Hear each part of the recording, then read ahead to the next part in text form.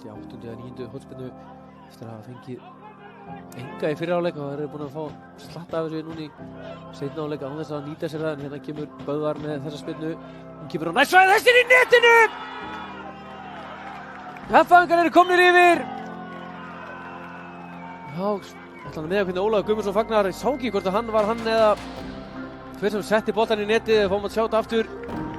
Kemur fastu bolti hérna hjá Böðvari. Hérna á næst svæði. Kom on Sónsson, vestri, áfram, kom on, keep going! Flýttir sér inn á næst svæði og þessi þeim bara Ólafur Guðmundsson og þetta er frábærlega gert hjá Ólafi. Þetta er sem ykkur loftið.